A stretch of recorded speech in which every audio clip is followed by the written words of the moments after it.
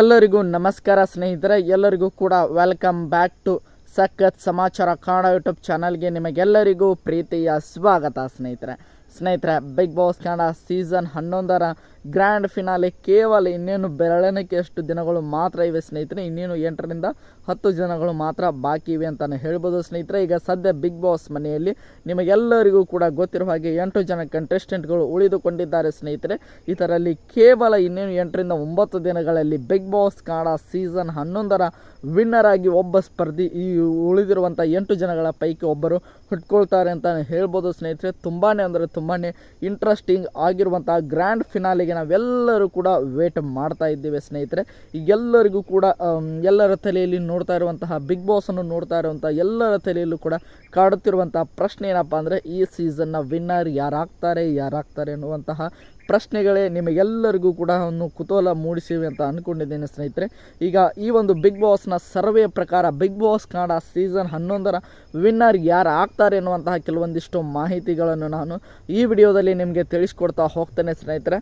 ಅದಕ್ಕೋಸ್ಕರ ನಮ್ಮ ಚಾನಲ್ಗೆ ನೀವಿನ್ನೂ ಸಬ್ಸ್ಕ್ರೈಬ್ ಮಾಡ್ಕೊಂಡಿಲ್ಲ ಅಂದರೆ ಎಲ್ಲರೂ ಕೂಡ ಚಾನಲ್ಗೆ ದಯವಿಟ್ಟು ಸಬ್ಸ್ಕ್ರೈಬ್ ಮಾಡ್ಕೊಳ್ಳಿ. ಹಾಗೆ ಪಕ್ಕದಲ್ಲಿರುವಂತಹ ಬೆಲ್ ಐಕನ್ನ ಮಾತ್ರ ಯಾವುದೇ ಕಾರಣಕ್ಕೂ ಕ್ಲಿಕ್ ಮಾಡೋದನ್ನು ಮಾತ್ರ ಮರೀಲಿಕ್ಕೆ ಹೋಗಬೇಡಿ ಸ್ನೇಹಿತರೆ. ಬನ್ನಿ ಸ್ನೇಹಿತರೆ, ವಿಡಿಯೋನ ಶುರು ಮಾಡೋಣ. ನಿಮಗೆಲ್ಲರಿಗೂ ಕೂಡ ಗೊತ್ತಿರೋ ಹಾಗೆ 8 ಜನ ಉಳಿದುಕೊಂಡಿರುವಂತಹ ಸ್ಪರ್ಧಿಗಳ ಪೈಕಿ ಯಾರು ಎಷ್ಟು % ವಿನ್ ಆಗುವಂತಹ ಸಾಧ್ಯತೆ ಇದೆ ಅನ್ನುವಂತಹ ಮಾಹಿತಿಯನ್ನು ನಾನು ಈ ವಿಡಿಯೋದಲ್ಲಿ ನಿಮಗೆ ತಿಳಿಸ್ಕೊಡ್ತಾ ಹೋಗ್ತೇನೆ ಸ್ನೇಹಿತರೆ. ಮೊದಲನೇದಾಗಿ 8ನೇ ಸ್ಥಾನ ಅಂತಾನೆ ಹೇಳ್ಬೋದು ಸ್ನೇಹಿತರೆ. 8ನೇ ಸ್ಥಾನದಲ್ಲಿರುವಂಥ ಸ್ಪರ್ಧಿ ಗೌತಮಿ ಜಾಧವ್ ಅಂತಾನೆ ಹೇಳ್ಬೋದು. ಗೌತಮಿ ಜಾಧವ್ ಅವರು ವಿನ್ ಆಗುವಂಥ ಪರ್ಸೆಂಟೇಜ್ 100ಕ್ಕೆ ಕೇವಲ 25% ಮಾತ್ರ ಸಾಧ್ಯತೆ ಕಾಣಿಸ್ತಾ ಇದೆ ಅನ್ನುವಂತಹ ಮಾಹಿತಿಗಳು ಬರ್ತಾ ಇವೆ ಸ್ನೇಹಿತರೆ. ಇವರು 8ನೇ ಸ್ಥಾನ ಅಂತಾನೆ ಹೇಳ್ಬೋದು ಸ್ನೇಹಿತರೆ. ಇನ್ನು ನೋಡ್ತಾ ಹೋಗೋದಾದರೆ ಸ್ನೇಹಿತರೆ 7ನೇ ಸ್ಥಾನ ಅಂತಾನೆ ಹೇಳ್ಬೋದು ಸ್ನೇಹಿತರೆ. 7ನೇ ಸ್ಥಾನದಲ್ಲಿರುವಂಥ ಸ್ಪರ್ಧಿ ರಜತ್ ಕಿಶನ್ ಅಂತಾನೆ ಹೇಳ್ಬೋದು ಸ್ನೇಹಿತರೆ. ರಜತ್ ಕಿಶನ್ ಅವರು ವಿನ್ ಆಗುವಂಥ ಸಾಧ್ಯತೆ 38% ಬಗ್ಗೆ ಬಂದು ನಿಂತಿದೆ ಅಂತಾನೆ ಹೇಳ್ಬೋದು ಸ್ನೇಹಿತರೆ. ಅಕಸ್ಮಾತ್ ರಜತ್ ಅವರು ವಿನ್ನರ್ ಆಗುವಂಥ ಸಾಧ್ಯತೆ ಇದ್ದರೆ ಕೇವಲ 38% ಅಂತಾನೆ ಹೇಳ್ಬೋದು. ಇವರು 7ನೇ ಸ್ಥಾನದಲ್ಲಿ ಇದ್ದಾರೆ ಸ್ನೇಹಿತರೆ. ಇನ್ನು 6ನೇ ಸ್ಥಾನದಲ್ಲಿರುವಂಥ ಸ್ಪರ್ಧಿ ಯಾರಪ್ಪ ಅಂದರೆ ಅದು ಧನ್ರಾಜ್ ಆಚಾರ್ಯ ಅಂತಾನೆ ಹೇಳ್ಬೋದು ಸ್ನೇಹಿತರೆ. ಧನ್ರಾಜ್ ಆಚಾರ್ಯ ಅವರು ವಿನ್ ಆಗುವಂಥ ಸಾಧ್ಯತೆ 40% ಅಂತಾನೆ ಹೇಳ್ಬೋದು ಸ್ನೇಹಿತರೆ. 40% ಧನ್ರಾಜ್ ಆಚಾರ್ಯ ಅವರು ವಿನ್ ಆಗುವಂಥ ಸಾಧ್ಯತೆ ಕಾಣಿಸ್ತಾ ಇದೆ ಸ್ನೇಹಿತರೆ. ಇನ್ನು ನೋಡ್ತಾ ಇರ್ಬೋದು ಸ್ನೇಹಿತರೆ. ಇನ್ನು 5ನೇ ಸ್ಥಾನದ ಬಗ್ಗೆ ನೋಡ್ತಾ ಹೋಗೋದಾದರೆ ಸ್ನೇಹಿತರೆ ಭವ್ಯ ಗೌಡ ಅಂತಾನೆ ಹೇಳ್ಬೋದು ಸ್ನೇಹಿತರೆ. ಭವ್ಯ ಗೌಡ ಅವರು ವಿನ್ ಆಗುವಂಥ ಸಾಧ್ಯತೆ 45%ಗೆ ಬಂದು ನಿಂತಿದೆ ಅಂತಾನೆ ಹೇಳ್ಬೋದು. ಅಕಸ್ಮಾತ್ ಅವರು ವಿನ್ನರ್ ಆದರೆ ಸ್ನೇಹಿತರೆ ಇವರು 5ನೇ ಸ್ಥಾನದಲ್ಲಿ ಇದ್ದಾರೆ. ಇನ್ನು 4ನೇ ಸ್ಥಾನದಲ್ಲಿರುವಂಥ ಸ್ಪರ್ಧಿ ಯಾರಂತ ನೋಡ್ತಾ ಹೋಗೋದಾದ್ರೆ ಸ್ನೇಹಿತರೆ ನಮ್ಮ ಉಗ್ರ ಮಂಜು ಅಂತಾನೆ ಹೇಳ್ಬೋದು. ಉಗ್ರ ಮಂಜು ಅವರು ವಿನ್ ಆಗುವಂಥ ಸಾಧ್ಯತೆ 50% ಇದೆ ಅಂತಾನೆ ಹೇಳ್ಬೋದು ಸ್ನೇಹಿತರೆ. ಇವರ ಮೇಲೆ ಇದ್ದಂಥ ಎಕ್ಸ್ಪೆಕ್ಟೇಷನ್ ಅಷ್ಟೊಂದು ರೀಚ್ ಆಗಲಿಲ್ಲ, ಆದರೂ ಕೂಡ 50%ಗೆ ಅವರ ವಿನ್ನಿಂಗ್ ರೇಷಿಯೋ ಬಂದು ನಿಂತಿದೆ ಅಂತಾನೆ ಹೇಳ್ಬೋದು ಸ್ನೇಹಿತರೆ. ಇನ್ನು ನೋಡ್ತಾ ಹೋಗೋದಾದರೆ ಸ್ನೇಹಿತರೆ ಇನ್ನು 3ನೇ ಸ್ಥಾನ ಅಂತಾನೆ ಹೇಳ್ಬೋದು.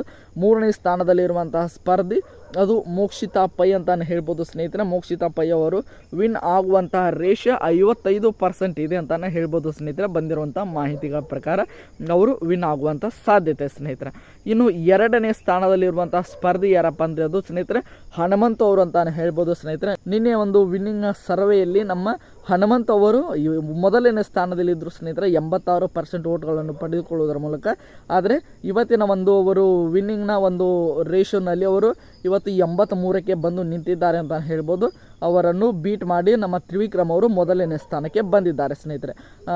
ಮೊದಲನೇದಾಗಿ 2ನೇ ಸ್ಥಾನದ ಬಗ್ಗೆ ನೋಡ್ತಾ ಹೋಗೋಣ. ಅದು ಹನುಮಂತ್ ಅಂತಾನೆ ಹೇಳ್ಬೋದು. ಹನುಮಂತ್ ಅವರು ವಿನ್ ಆಗುವಂತಹ ಸರ್ವೆಯ ಪ್ರಕಾರ ವಿನ್ ಆಗುವಂತಹ ಸಾಧ್ಯತೆ ಇರುವುದು 83% ಅಂತ ಹೇಳ್ಬೋದು. ಮೊದಲನೇ ಸ್ಥಾನದಲ್ಲಿ ತ್ರಿವಿಕ್ರಮ್ ಅವರು 87%ಗೆ ಅವರ ಬಂದು ನಿಂತಿದೆ ಅಂತ ಹೇಳ್ಬೋದು. ನಿನ್ನೆ ಒಂದು ಸರ್ವೆಯಲ್ಲಿ ತ್ರಿವಿಕ್ರಮ್ ಅವರು 2ನೇ ಸ್ಥಾನದಲ್ಲಿದ್ದರು, ಹನುಮಂತ್ ಅವರು ಮೊದಲನೇ ಸ್ಥಾನದಲ್ಲಿದ್ದರು ಸ್ನೇಹಿತರೆ. ಆದರೆ ಇವತ್ತಿನ ಒಂದು ವಿನ್ನಿಂಗ್ನ ಸರ್ವೆಯಲ್ಲಿ ಉಲ್ಟಾ ಆಗಿದೆ ಅಂತ ಹೇಳ್ಬೋದು. ಇವತ್ತಿನ ಒಂದು ಸರ್ವೆಯಲ್ಲಿ ತ್ರಿವಿಕ್ರಮ್ ಅವರು ಮೊದಲನೇ ಸ್ಥಾನದಲ್ಲಿದ್ದಾರೆ, ಹನುಮಂತ್ ಅವರು 2ನೇ ಸ್ಥಾನದಲ್ಲಿದ್ದಾರೆ ಸ್ನೇಹಿತರೆ. ನಿಮ್ಮ ಪ್ರಕಾರ ಈ ಒಂದು ಬಿಗ್ ಬಾಸ್ ಕನ್ನಡ ಸೀಸನ್ 11ನ್ನು ಯಾರು ಗೆಲ್ಲಬೇಕು ಎಂಬುದನ್ನು ಕೂಡ ಕಮೆಂಟ್ ಬಾಕ್ಸಲ್ಲಿ ಕಮೆಂಟ್ ಮಾಡಿ ಸ್ನೇಹಿತರೆ. ಐ ಹೋಪ್ ಎಲ್ಲರಿಗೂ ಕೂಡ ಈ ಒಂದು ವಿಡಿಯೋ ಇಷ್ಟ ಆಯಿತು ಅಂದ್ಕೊಳ್ತೀರಿ. ಇಷ್ಟ ಆಗಿದ್ರೆ ಎಲ್ಲರೂ ಕೂಡ ಚಾನಲ್ಗೆ ಸಬ್ಸ್ಕ್ರೈಬ್ ಮಾಡಿಕೊಂಡು ಸಪೋರ್ಟ್ ಮಾಡೋದನ್ನು ಮಾತ್ರ ಮರೀಲಿಕ್ಕೆ ಹೋಗಬೇಡಿ ಸ್ನೇಹಿತರೆ. ಮತ್ತು ಮುಂದಿನ ವಿಡಿಯೋದೊಂದಿಗೆ ನಿಮ್ಮ ಜೊತೆಗೆ ಸಿಗ್ತೀನಿ ಅಂತ ಹೇಳ್ತಾ ಎಲ್ಲರಿಗೂ ಕೂಡ ಧನ್ಯವಾದಗಳು.